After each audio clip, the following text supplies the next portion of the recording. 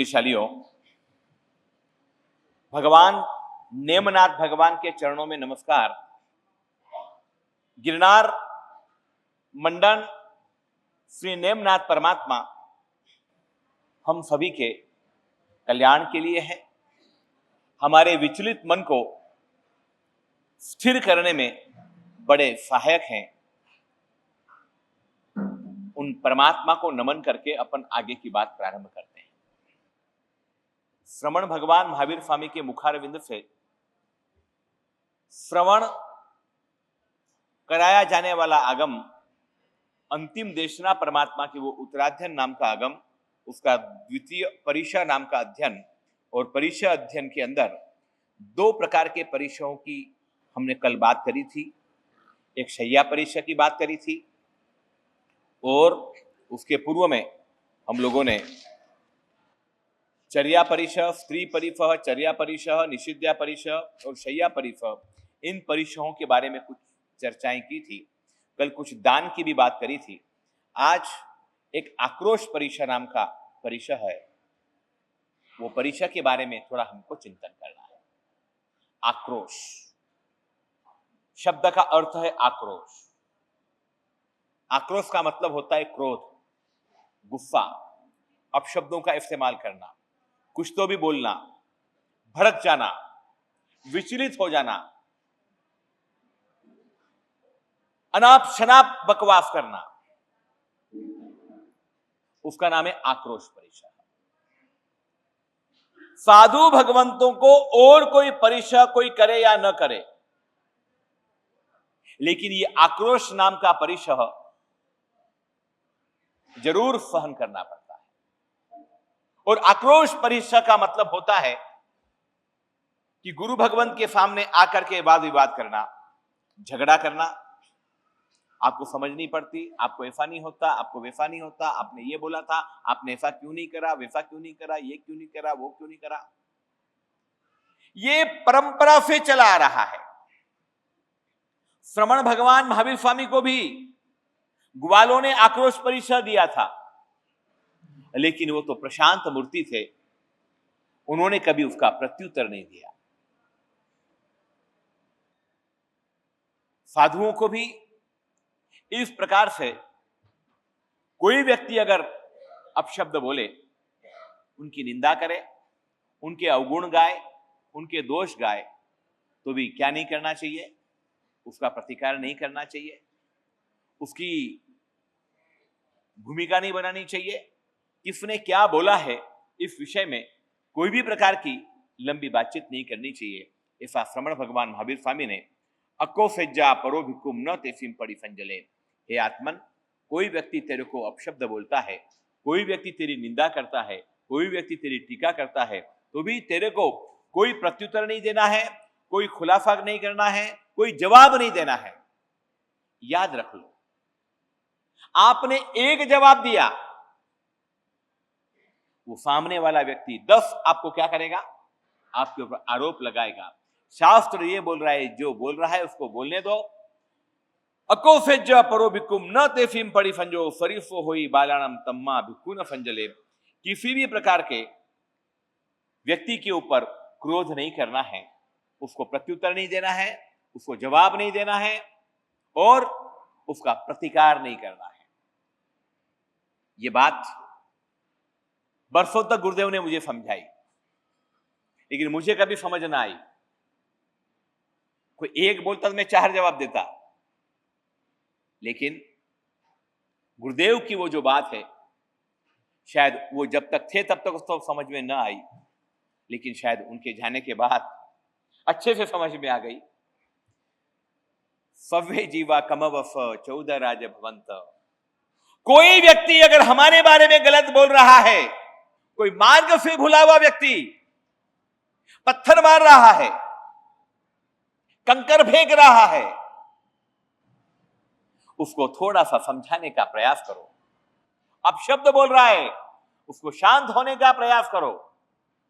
और फिर भी अगर वो नहीं मान रहा है तो उसकी भाव दया का चिंतन करो। आक्रोश परिचय का सबसे बड़ा श्रेष्ठ उदाहरण अगर इस संसार में कोई है तो वह श्रवण भगवान महावीर स्वामी। बड़ी प्यारी सी घटना है। इंद्र सभा के अंदर इंद्र परमात्मा की प्रशंसा कर रहे हैं। हे देवताओं, वर्तमान में प्रभु महावीर ध्यान अवस्था के अंदर भरत क्षेत्र के मध्य खंड के अंदर दक्षिण भारत में विचरण कर रहे हैं। ऐसी उनकी साधना है कि उनको कोई विचलित नहीं कर सकता है। संगम नाम का देव खड़ा हुआ। संगम ने कहा, इंद्र महाराजा, आप भगवान के प्रति पक्षपात करते हो। ये पक्षपात का आरोप अभी उत्तम रत्न ने बोला, हमारे ऊपर साधुओं के ऊपर ये आरोप नहीं लगता है, ये इंद्र के ऊपर भी लगता है, ये भगवान महावीर स्वामी के ऊपर भी लगता है। कई लोगों ने बोला कि फुलफा कोई क्यों, हमने क्या बिगाड़ा, फुलफा तुम्हारी खास हो गई क्या, इसलिए उनको धर्मलाभ भिजवाया, हमारी क्या गलती थी।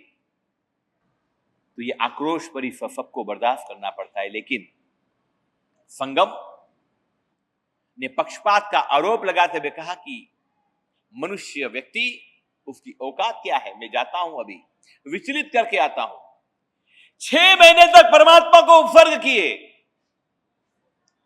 अन्न का एक दाना नहीं खाने दिया, पानी का एक बूंद नहीं पीने दिया, एक क्षण रात्रि को आराम नहीं करने दिया, निद्रा नहीं लेने दी।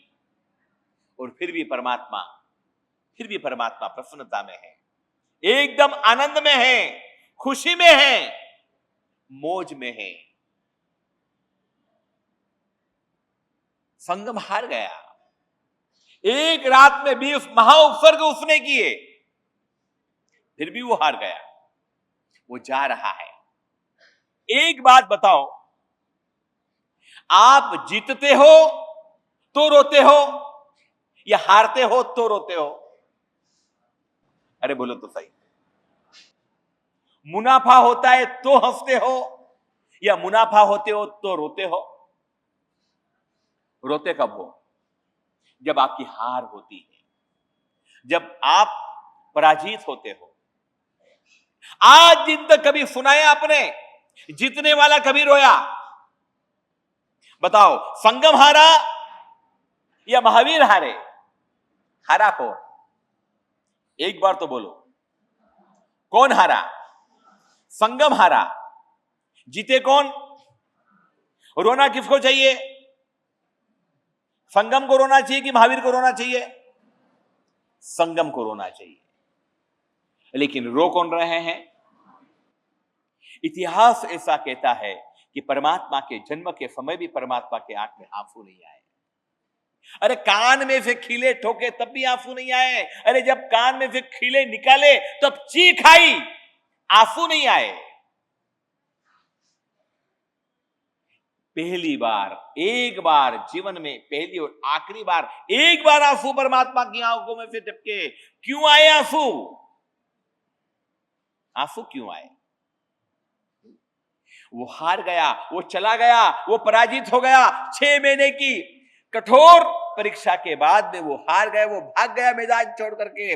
महावीर जीत गए, वर्धमान जीत गए। कि आंख में आंसू है, सिर पर दया के आंसू है, मात्र करुणा के आंसू है।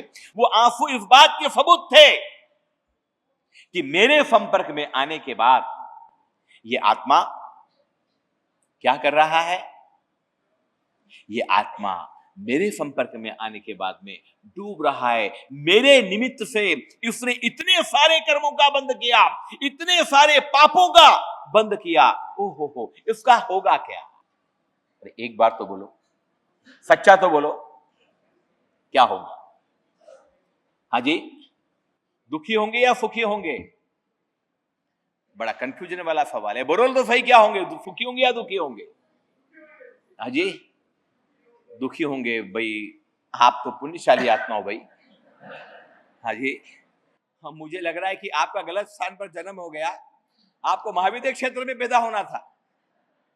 यहां पर जितने भी लोग बैठे हुए प्राय करके एक ही बात करके, साला नालायक मेरे को टक्कर मार के गया था, अरे अब हवालात में पड़ेगा साला।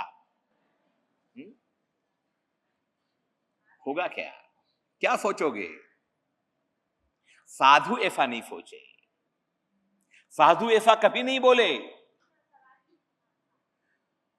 साधु ऐसा कभी बोले नहीं, कभी सोचे नहीं।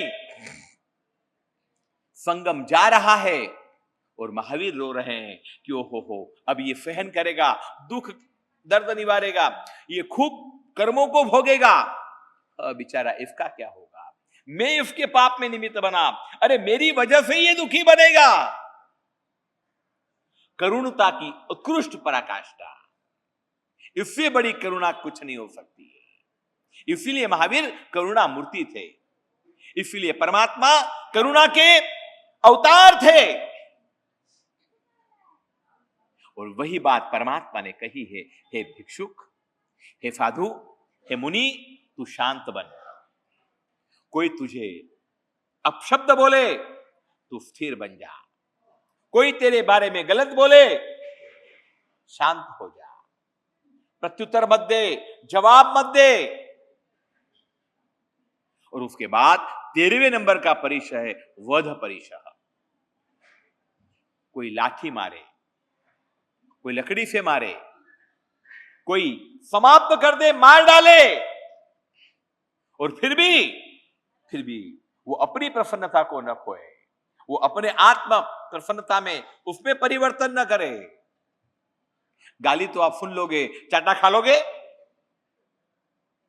चलो अपशब्द तो आपने सुन लिए एक बार, अगर किसी ने आपको चाटा मार दिया, किसी ने आपको छेड़ दिया, आप क्या करोगे? क्या करोगे आप? ये साधु के लिए बात है वध परिचय, संसारी के लिए परिचय की बात नहीं है। संसारियों को तो उचित जवाब देना है, प्रत्युत्तर देना है। अनेक प्रकार के शास्त्रों में उदाहरण है कि जिसको केवल मोक्ष की प्राप्ति करनी है, ऐसे पुण्यशाली व्यक्ति, ऐसे भाग्यशाली आत्मा, साधु वृत्ति को धारण करने वाले, वो वध की परिस्थितियां बने तो भी वो प्रसन्नता में रहे। एक मुनि की बात आती है, गोचरी बेरने गए हैं, नागिला नाम की एक बहू थी, उसने सब्जी बनाई थी, तुमड़ी की सब्जी बनाई थी। अपन इसको कई बार सुन चुके होंगे शायद आप लोग। तुमड़ी की सब्जी बनाई। तुमड़ी की विशेषता यह रहती है कि कभी कभी वो कड़वी होती है, कभी कभी मीठी रहती है। मीठी में तो कोई प्रॉब्लम नहीं है, लेकिन कड़वी में बड़ी समस्या है। वो जहरीली कड़वी थी, तुमड़ी थी, और उसने सब्जी बनाई। बाद में चखा, भयंकर कड़वी जहर जैसी लगी। ओहो, पहली बार मैंने सब्जी बनाई, कीमती तेल से बनाई, अगर ये फेंकनी पड़ेगी तो परिवार वाले बड़े नाराज हो जाएंगे, परिवार वाले बड़े मेरे से अप्रसन्न हो जाएंगे। इतने में एक मुनि पधारे। माफक शमन क्या पारना था मुनि को। मुनिराज ने पात्र धरा, थोड़ा थोड़ा लेने वाली वो बहू ने एक साथ पूरा का पूरा क्या कर दिया, उसकी तपेली पूरी की पूरी उंधा दी। बोलो भाव क्या थे? बोलो भाव क्या थे? न रहे बांस, क्योंकि सब्जी रहेगी तो कुछ होगा, सब्जी नहीं रहेगी तो क्या होगा। सारी सब्जी मुनिराज ने ना किया, लेकिन उसने क्या करा, उसने उंधा दी। माफक शमन के पालने वाले तपस्वी गुरु भगवान गुरु के पास आए। गुरुदेव, ये आहार लाया। गुरुदेव ज्ञानी थे, देखते ही उन्होंने कहा, ये कड़वी तुमड़ी है, इसको खाने वाला व्यक्ति निश्चित मृत्यु को प्राप्त करता है। जाओ जंगल में जाओ, इसको धूल मिट्टी के अंदर परिवर्तित पठार करके आ जाओ। गुरु की आज्ञा को स्वीकार करते हुए मुनि जंगल में पहुंचे। थोड़ा सा उन्होंने मिट्टी के अंदर मिलाने की कोशिश करी, और जैसे ही मिट्टी में मिलाने का प्रयास किया, वैसे ही हजारों चींटियां वहां पर आई और उनको स्पर्श पाकर के वहीं पर समाप्त हो गई, वहीं पर मर गई। ये उत्कृष्ट भाव है। ये इससे बड़ी बात कुछ नहीं हो सकती है। मुनि ने सोचा, अब क्या करना। पूरा पात्रा उन्होंने पूरा का पूरा क्या कर लिया, स्वयं ने वापर लिया। अशान, पान, खादिम, स्वादिम 4 आहार का त्याग करके वो बैठ गए, अनशन स्वीकार कर लिया। आचार्य को पता चला, बाद में तो लंबी कहानी है, पर कहानी नहीं बोलनी है, कहानी का सार समझना है। और सार ये है कि साधु को आक्रोश परिशह आवे तो भी वो सहन करे, कोई वध परिशह करे तो भी वो सहन करे, वो प्रत्युत्तर न दे, वो उसका जवाब न दे। ऐसे दृष्टांतों को सुन करके हमें अपनी आंखों को खोलना चाहिए। किसी व्यक्ति ने अपने साथ दुर्व्यवहार किया, किसी व्यक्ति ने हमारे साथ गलत व्यवहार किया, किसी व्यक्ति ने हमारे साथ दुर्भावनापूर्ण व्यवहार किया, आप भूल जाओ, आप छोड़ दो, उसकी बात उसके साथ कर दो। आप हृदय का विशाल भाव बनाओ, हृदय की विशालता को रखो, और हृदय की विशालता को रख करके आप प्रसन्नता के साथ भाव आगे बढ़ो।